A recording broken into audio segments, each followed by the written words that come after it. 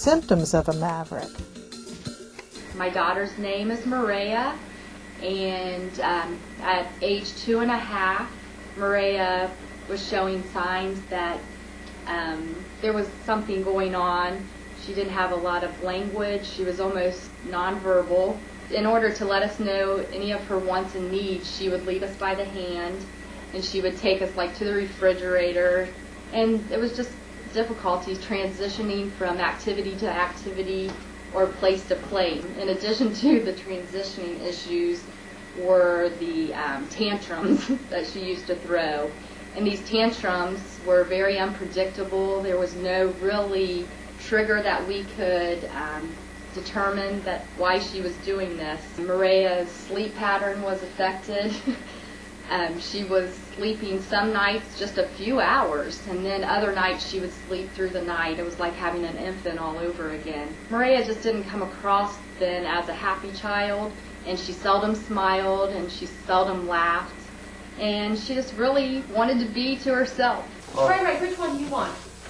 Ooh, I like those red. I think Grandma got that for you. Hey, come here, get your bunny. Hey.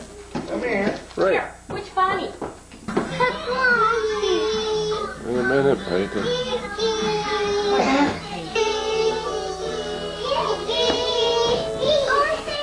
I make Pete. Cheese. Ray, cheese. Ray. Ray. Wait a minute. Cheese. Hi, Ray. Gosh. After your second year of medical school, you take what is known as your USMLE Step 1 boards.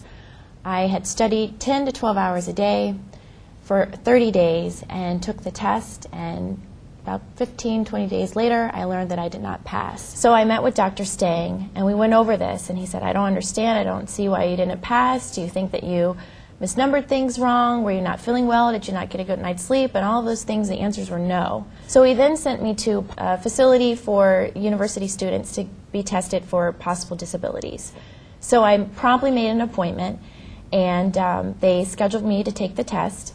I took the test. It consisted of reading comprehension and spelling, and I was to report a week later to get the results. I came back a week later, and the gentleman had me come into his room, and he basically said, you know, you're a medical student, you did fine on this test, and in a polite way he stated that I was wasting his time and that I scored high on this test and that maybe I just need to study a little bit more. So every day I worked with Dr. Stang for 2 hours. In addition to those 2 hours, I would go home, lock myself in my room, and study for another 10 to 12 hours every day for 30 days. The day before the test, I worked with Dr. Stang again very intensely, and he said, you're ready for this, you know this material, you're going to do well, and I felt confident, and I felt like I really did know the material even more than the first time I had taken it. So I took the test.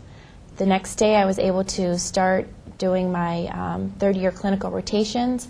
That was going well. I was on the wards doing excellent. I had gotten my 2-week evaluation, and which were all excellent. I went home, and there was a message from Dr. Stang to please call him. And he informed me that I'm sorry that you cannot go to the hospital tomorrow, that you have failed Step 1. So I was devastated. I was like, this can't be. I studied every day for 30 days for over 10 hours a day, but I couldn't go to the hospital.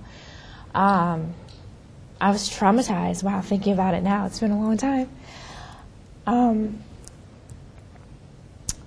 I was devastated because I was in the hospital doing what I felt that I was born to do, and I had just gotten my evaluation, and it was excellent, and here I couldn't go back to the hospital.